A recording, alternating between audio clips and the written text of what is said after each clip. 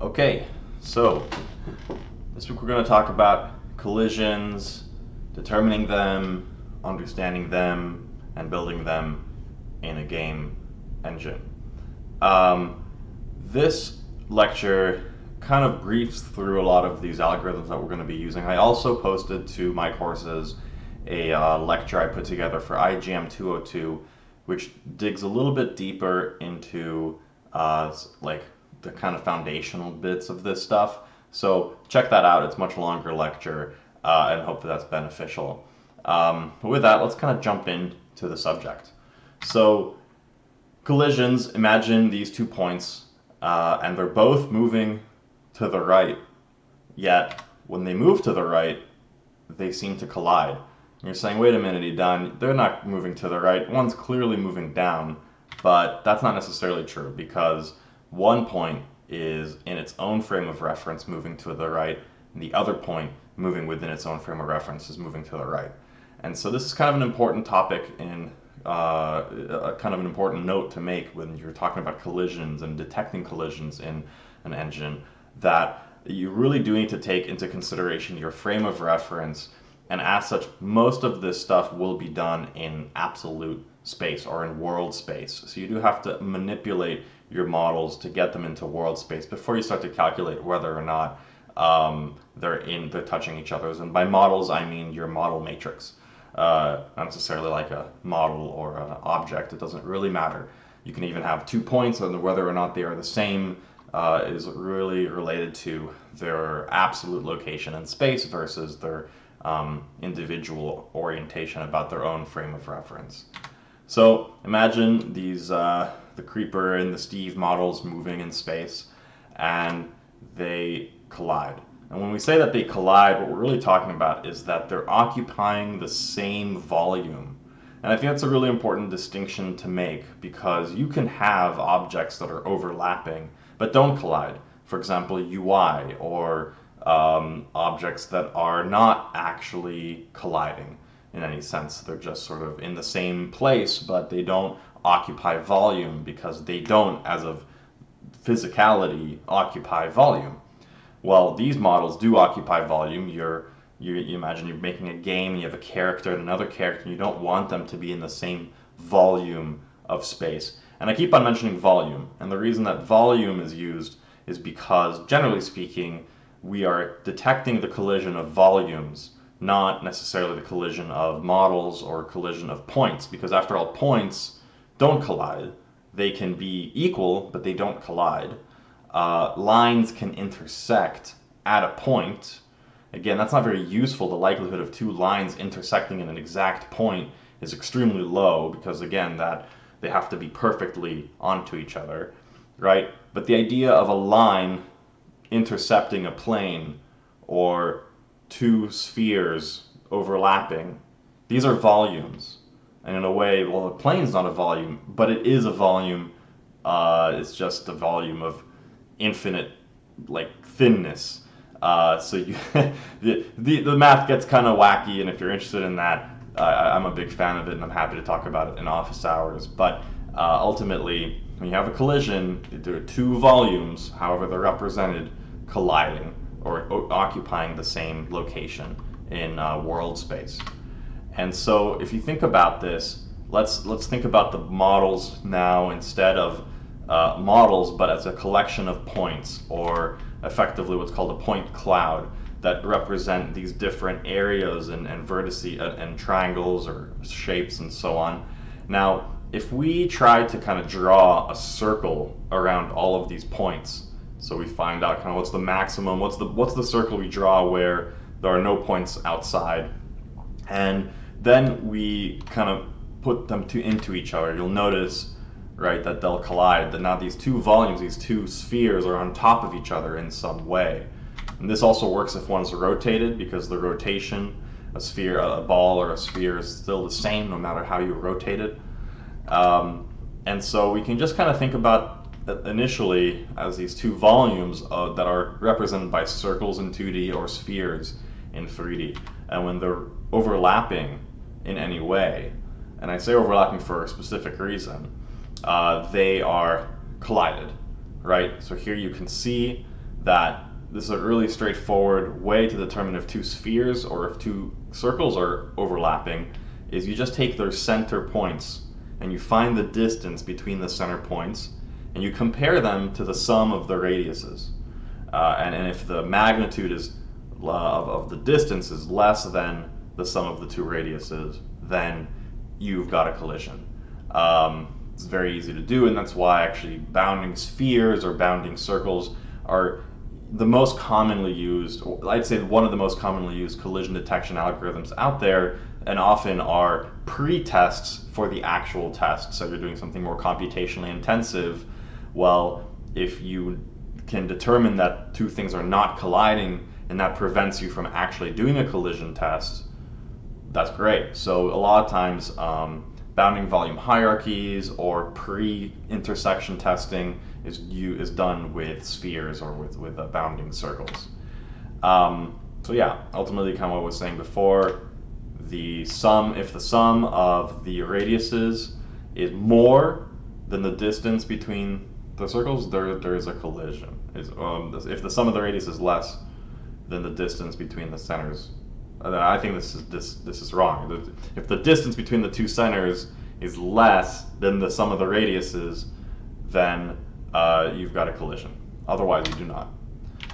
As we'll talk about SAT, the separating axis theorem, you can kind of think about a sphere or a circle as having infinite axes of separation, meaning at any point on a circle you can draw a line which represents an axis, and as such you can project onto any given axis, meaning you can just determine the distance between the 2 points. It's kind of it's like the simplest separation axis theorem test there is, because you don't have to project onto an axis. The projection is done for you automatically by virtue of the fact that it could be any axis, and you know exactly where the separation axis would be.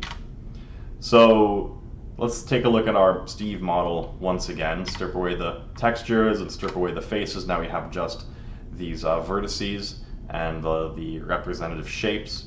So imagine now we can determine the center of the object, meaning where is the midpoint. If you can think about 2 points on a line, you can determine the midpoint by just sort of the division and finding out the half width and then adding to it, right? And you can imagine we want to do this for all of the points in here, which is actually relatively simple to do, which we'll talk about in a minute. And then we want to determine from that point what is the maximum, what is the farthest away point and what's in either direction. And we see that it's down here. And I guess for this example, we're going to be talking about a sphere. So you don't need either direction. You just need the maximum point in any given direction. And then using that, we can determine the sphere or the circle that we need to have, the radius of that circle, to encapsulate all potential points of that model inside of that bounding volume, which is a bounding sphere. Now we have the sphere, and we can do what we did before, and we can collide them. But you'll notice there's often an issue. Even though we've got these two spheres overlapping, technically the models are not touching. And so you can sort of see that bounding volumes tend to be an approximation to the underlying geometry of an object. Now, there are ways to overcome this, such as using many, which reduce the error, or representing the data directly. Then there are ways to do mesh-perfect collisions, but as you can imagine, they're quite intensive and very expensive to do computationally, where you can't really hit real-time benchmarks. So often we'll start to look at different kind of bounding volumes. We've talked about a sphere. Well, these objects tend to be kind of rectangular. If you look, there's a lot of lost space on the right and the left side of these because they kind of have a high aspect ratio, right?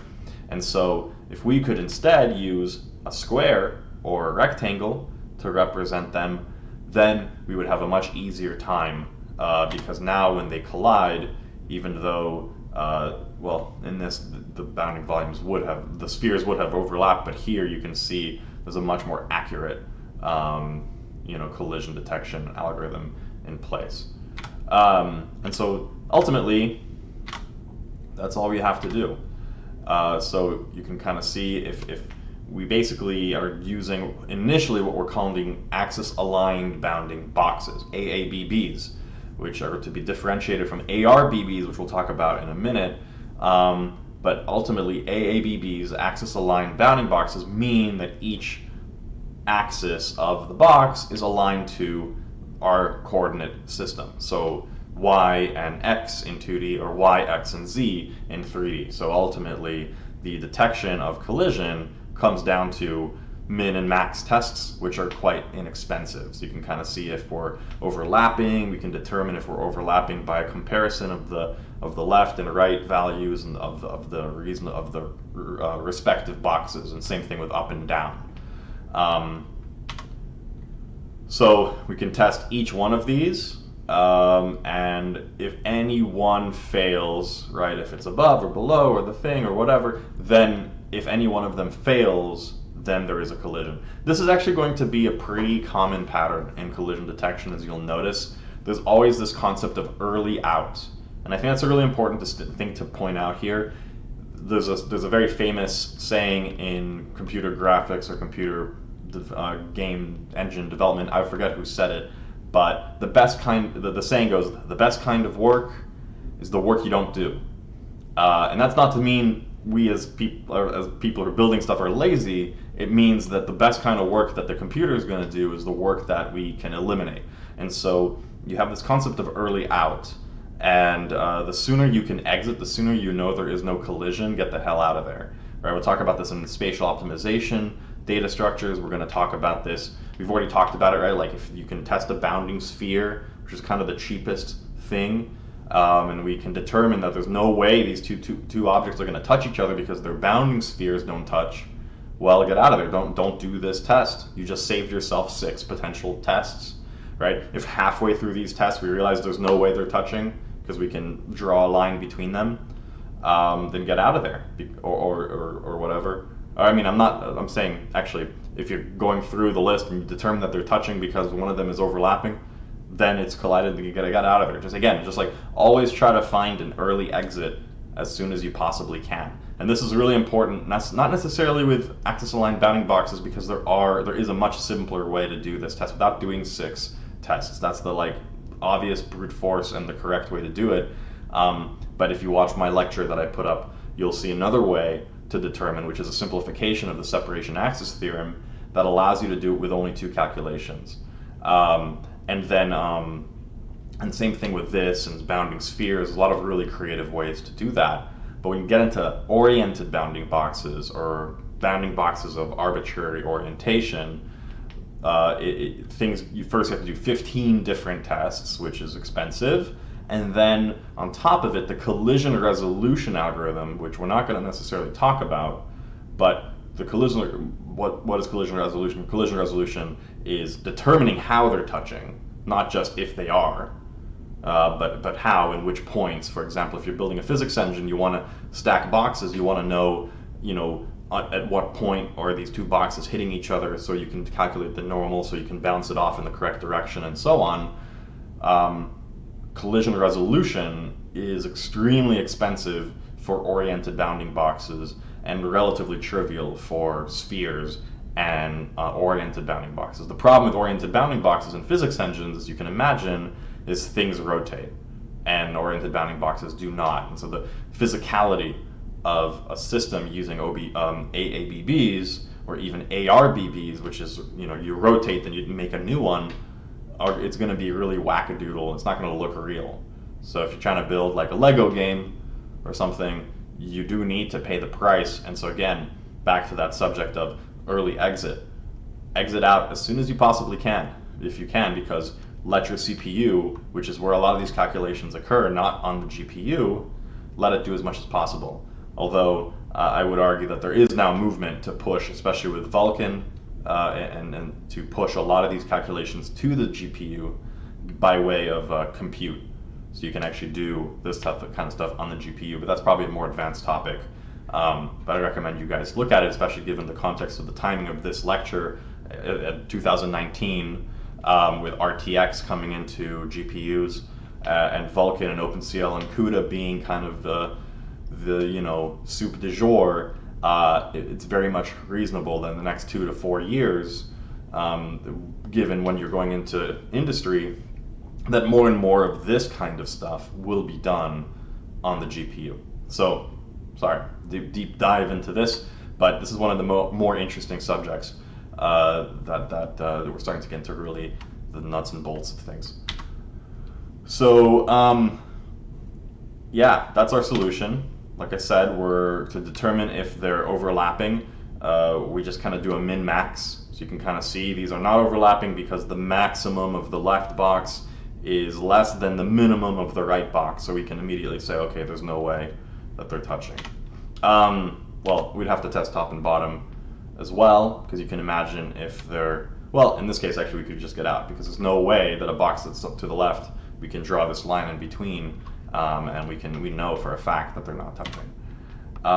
So yeah, to do this, we talked about this already with Steve model, but let's utilize a simpler model, which is just a square, right? Our bounding volume that contains exactly our object. So we have to determine the center, and then we draw, these lines from the center to the points, and we can kind of determine from the center to the maximum point and the minimum point what that vector is. We divide it by half, and that's what we call our half vector. And so we can figure out the middle, the centroid, the highest x, the lowest x, the highest y, the lowest y, and we kind of combine the lowest x with the lowest y and the highest x with the highest y, and we get those half vectors. Does this work in 3D? I'll let you guess. The answer is yes, it does, of course. And so now we've got a couple of problems, though. We talked a little bit about this already. What happens if I rotate my OBB? Well, this is not going to work anymore because OBBs do not rotate, right? This box on the left is not correct. It's not aligned to the axes anymore. And so when the two overlap, maybe they're touching, but actually in this case, because of the way that we do the axis aligned bounding box calculation, this would not be a collision. Well, it might still be a collision because the oriented one would still overlap the right way, but that's just happenstance. But the fact is, we'd be doing a calculation on a different box than actually exists in reality. And so in the next lecture, we're going to talk about how to reorient a axis aligned bounding box, which is one technique to deal with this, which is not the most optimal technique, but it is an approach to deal with. We could use a sphere or a circle instead if we want to rotate things, or we can use an oriented bounding box, which does kind of solve this in a more general way with what's called the separation axis theorem, which we'll also talk about this week. So yeah, hopefully this is a good intro to the collision stuff. This is one of my favorite subjects, so if you have any questions about it, please bring them up during office hours. And if you want to, get a little bit more of a deeper dive, check out the IGM309 collisions lecture I posted, which I did for them the other week, which covers kind of similar topics. Great. All right, on to the next thing.